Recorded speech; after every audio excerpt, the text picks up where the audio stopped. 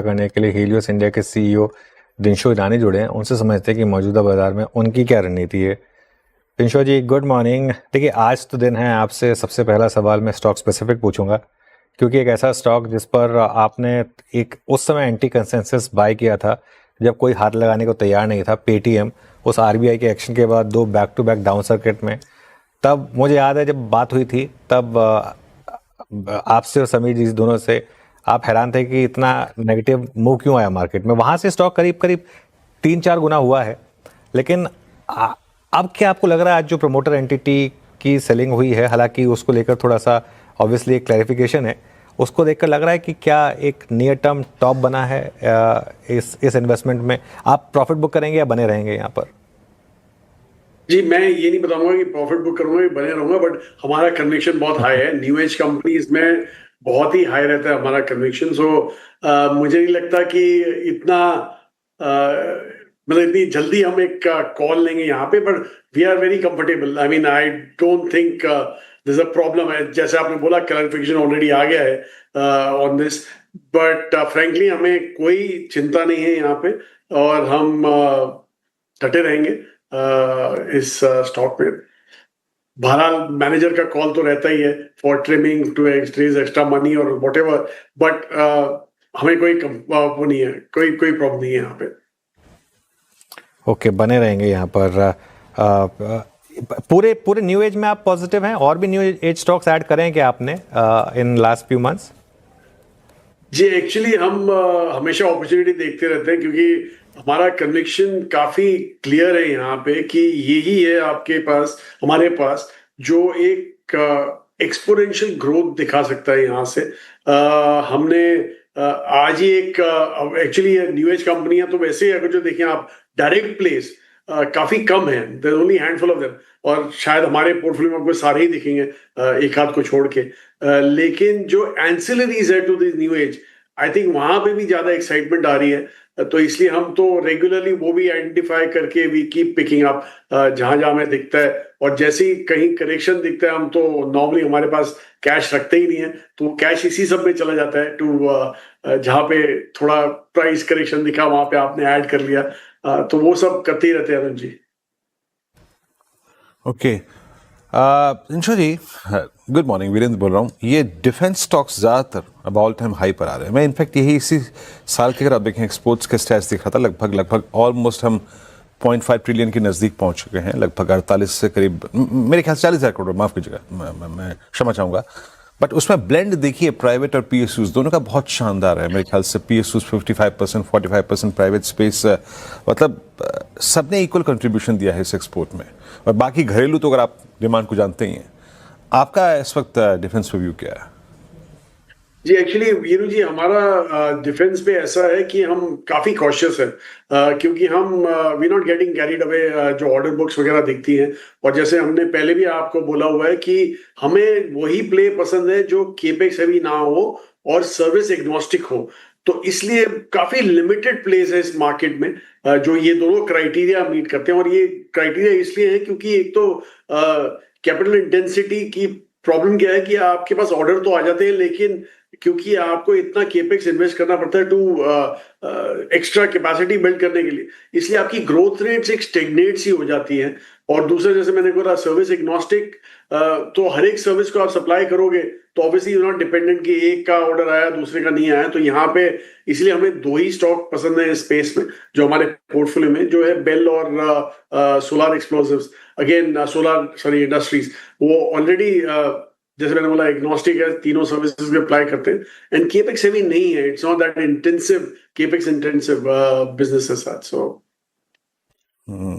अच्छा, होटल्स में आपकी प्लेसमेंट, इनफैक्ट समीर जी से जब बात होती है, वहाँ भी अगर आप देखें, वो काफ़ी कन्विक्शन था उनका। पिछले 2 क्वार्टर्स काफ़ी शांत रहे प्राइस टच के मुकाबले। हालांकि अर्निंग्स अभी भी अच्छी हैं। डिमांड एनवायरनमेंट देखिए आप, स्पेशली जितने घरेलू अगर आप देखें होटल्स हैं वहाँ पे, चाहे वो बुकिंग्स हों, चाहे वो फुटफॉल हों, चाहे वो टैरिफ्स हों, सब चरम पे हैं। होटल्स पे भी आपका व्यू क्या कह रहा है? कुछ एक्सपोजर बढ़ाया क्या आपने इस बार? नहीं, एक्चुअली वीरू जी, हमने अपना स्टेगनेंट रखा है एक्सपोजर। तो हमने आप लेटेस्ट हमारा पोर्टफोलियो देखेंगे जो आएगा, उसमें देखेंगे एक नाम कम किया और एक और ऐड किया हमने। तो हमें यहाँ पे भी कंफर्ट है, लेकिन सिलेक्टिवली अभी होने वाला है, क्योंकि एक्चुअली जो विनर्स हैं वो काफी सिलेक्टिव रहेंगे यहाँ पे। केपेक्स अगेन जो साइकिल प्ले आउट हो रहा है वो हमें इतना पसंद नहीं है, इसलिए हम थोड़े फूक फूक के कदम रख रहे हैं यहाँ पे। जो लॉन्गर टर्म हमारा व्यू इज वेरी क्लियर कि ये सेक्टर अच्छा करेगा given the possibility of rooms, लेकिन ऑब्वियसली सर्टन प्लेयर्स जो है वो काफी बेहतरीन करेंगे then others. And frankly Viru ji, आज की तारीख में मार्केट में इतने ऑप्शंस अभी मिल रहे हैं that you not to stick to one single story. आपको जो आपने ये क्वार्टर देखा, इसमें काफी नए नए ग्रोथ ट्रेंड्स देखने को मिल रहे हैं, तो इसलिए हमें वहां पे कंफर्ट ज्यादा आ रहा है। सो फूक फूक के कदम रखा आपने। अभी आपने ये भी कहा कि फूक फूक पे एक ऐड किया, क्या किया है फूक फूक के होटल्स में? जी वो हम बताएंगे नहीं, लेकिन आपको दिख जाएगा हमारे पोर्टफोलियो में। क्योंकि अभी disclose- फैक्ट शीट में दिखाई दे जाएगा, फैक्ट शीट में दिखाई दे जाएगा। चलिए ठीक है, तो फैक्ट शीट का वेट करेंगे। ऑटोज में क्या व्यू बन रहा है आपका रिंशो जी? अब ऑटोज में शानदार रैली हुई, ऑटो एंसिलरी पैक पूरा का पूरा अच्छा कर रहा है इस समय, यहाँ पर क्या व्यू रहेगा? जो अनुज जी, एक्चुअली जो मैं बोल रहा था नए ट्रेंड्स उभर के आ रहे हैं, आई थिंक एंसिलरीज एक बहुत ही बेहतरीन ट्रेंड दिखाया है पिछले 2 क्वार्टर्स में।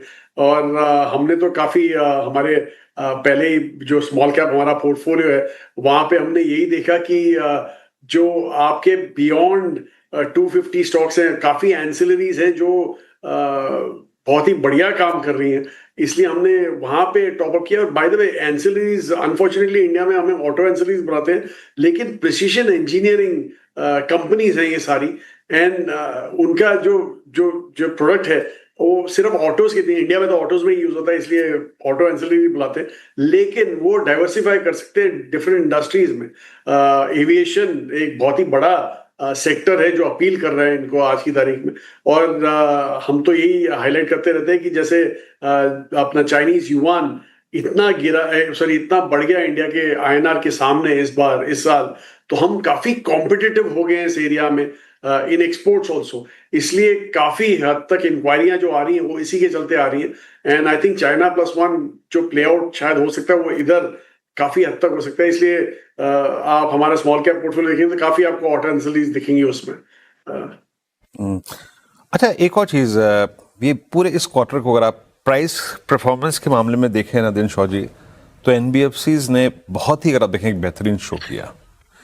और इस बार साइडवेज रहे बैंक्स, आई मीन कुछ बैंक्स ने अच्छा किया, I mean look at ICICI bank, numbers का रिएक्शन था, लेकिन वो भी अगर आप देखें बाकी सबके साथ एक अंडर परफॉर्मेंस के दौर में चला गया। एनबीएफसीज ने बहुत अच्छा किया इस बार। आपका सेंस क्या कहता है कि यहाँ से आने वाले 2 क्वार्टर्स में कौन डोमिनेट करेगा in terms of price stretch? और एक और बात, ये गोल्ड में जो स्ट्रेंथ दिखाई दे रही है अब, उसके अंतर्गत अब आप गोल्ड एनबीएफसीज पर क्या भी रखते हैं, क्या मैंडेट है आपका वहां पर? पहले तो सबसे सिंपल जो सवाल है वो जवाब दे दूं मैं आपको गोल्ड एनबीएफसीज का। आप किसी भी बैंक से बात कीजिए, किसी भी एनबीएफसी से बात कीजिए, सब लोग भी गोल्ड में घुसना चाहते हैं। तो ऑब्वियसली जो गोल्ड फोकस्ड एनबीएफसी है वो तो उनको तो मार्केट शेयर का उनका प्रॉब्लम होगा ही होगा। There is lots of competition, obviously competitive rates भी दिखने को ना आएंगे, तो इसलिए हमें वहां इतना कंफर्ट नहीं है। बहरहाल जो एनबीएफसीज है, दूसरी जो डाइवर्सिफाइड एनबीएफसीज है, उसमें तो हमें काफी कंफर्ट है। आपको याद होगा काफी टाइम पहले से हम लोग ये बोलते आए हैं कि दो आपको हमारे पोर्टफोलियो में बीएफएसआई में इतना वेट में, ओवरऑल वेट में इतना डिफरेंस नहीं दिखेगा, but with in that also आप देखोगे कि बैंकिंग में हमारा वेट कम हुए जा रहा है और एनबीएफसीज में हमारा बढ़े जा रहा है, क्योंकि हमें लग रहा है कि अभी यहाँ से जो पहले जो इनको प्रॉब्लम होता था एनबीएफसीज को, वो कंपटीशन का होता था, रेजिंग मनी का होता था, वो आज की तारीख में है नहीं। And they are very efficient जब डिसबर्समेंट्स वगैरह होते हैं, तो फार एफिशिएंट देन बैंक्स। और दूसरा, बैंक्स का जो एक्चुअल जो उनको निम्स जहां से वो कमाते थे, कासा, वो आपने देखा कॉन्स्टेंटली वो CASA, current account, saving account जो which is literally free money उनके लिए, वो काफी जोरों का गिरे जा रहा है एवरी क्वार्टर। और हमें वहां पे कोई शंका नहीं कि वो और भी टाइटन होता रहेगा वहां पे, इसलिए उनको तो निम का प्रॉब्लम रहेगा ही। बहरहाल NBFCs will do far better. बिल्कुल। अच्छा, NBFCs will do far better. NBFCs में भी अलग अलग लेग्स हैं, गोल्ड फाइनेंस, शेयर मार्केट से जुड़ी हुई कंपनियां, और भी काफी लेंडिंग, नॉन लेंडिंग। ज्यादा प्रेफरेंस कहां पर है? सो जैसे मैंने बोला अनुज जी, गोल्ड लेंडिंग तो हमारा आउट हो गया है, लेकिन जो कंज्यूमर फेसिंग एनबीएफसीज हैं और उसमें ये कैपिटल मार्केट रिलेटेड भी आ जाते हैं, वो हमें बहुत ही पसंद है और हमें लग रहा है कि वहां पे जो एक्सपोनेंशियल ग्रोथ आपको दिख सकती है वो काफी हद तक वहीं पे दिख सकती है। ओके, एनबीएफसीज मगर आप देखें आपका गोल्ड फाइनेंस कंपनियों पे बहुत स्ट्रॉन्ग कन्विक्शन है। अच्छा, एक दिनशा जी खबर आई थी और जिसमें कहा गया था कि हॉस्पिटल के जो टैरिफ्स हैं उनको उसी शहर के 3 स्टार रूम की टैरिफ्स के अंतर्गत एस्टेब्लिश किया जाए। हालांकि अभी लेट्स सी उसमें आगे क्या होता है क्या नहीं होता है, लेकिन आपका हॉस्पिटल स्टॉक्स पे व्यू क्या है? क्योंकि ये वो थीम रही है जिसने पैसा बना के दिया है एक ऐसे दौर में भी जब फार्मा नहीं चल रहा था, हेल्थ केयर ने अच्छा पैसा बना के दिया। आपका इस पर तर्क क्या कहता है? और अगर आप बीइंग ए फंड मैनेजर, आप इस खबर को कैसे डील करेंगे अपने पोर्टफोलियो के साथ, उन स्टॉक्स के साथ जो कि हेल्थ केयर स्पेस से बिलोंग करते हैं? अच्छा वीरू जी, मैं हेल्थ केयर का बताऊंगा पहले, लेकिन आपको कंफर्म कर दूं कि हमारा कन्विक्शन नहीं है गोल्ड फाइनेंसिंग में। आपने बोला कन्विक्शन है, इसलिए मैं करेक्ट, हाँ जी, कन्विक्शन नहीं है हमारा गोल्ड फाइनेंसिंग में। अच्छा, हेल्थ केयर की अगर बात करें तो हेल्थ केयर का जी ऐसा है कि ये पहले भी हुआ था, ऐसा नहीं है कि ये पहली बारी ट्राई किया गया है, ये पहले भी ट्राई किया गया था। लेकिन आप ये सोचिए, कोई 60-65 हजार रूम है टोटल क्वालिटी रूम्स, सारे हॉस्पिटल जो क्वालिटी हॉस्पिटल है उनको मिला के, ऑब्वियसली ये 60-65 हजार रूम्स इतने कोई मायने नहीं रख, मतलब एज इन बहुत ही कम होते हैं as compare to the demand.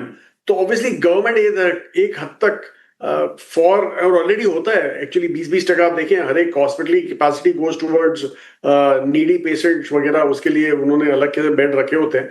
तो इसलिए मुझे नहीं लगता कि ये हो सकता है, कंट्रोल हो सकता है, क्योंकि जैसा आप भी जानते हैं कि 60-65 हजार से ज्यादा ही हमारे कंज्यूमर्स होंगे जो रूम्स डिमांड करेंगे।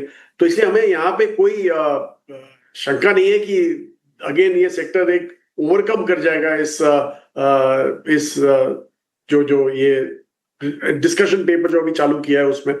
मुझे लगता है ये होल्ड कर सकता है because this is too much. तो हमारे हिसाब से तो कंफर्ट अभी भी जरा बना हुआ है, और आपको याद होगा हम तो बहुत पहले से बोले जा रहे हैं कि जैसे ही पर कैपिटा इनकम जाती है, everybody looks for quality health care. तो I don't think this can be curbed as such.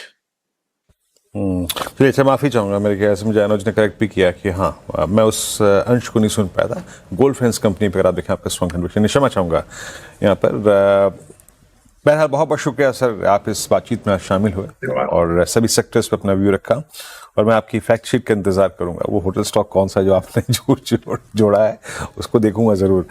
Anyway, thanks very much sir, बहुत बहुत शुक्रिया आपका। धन्यवाद। अब चलते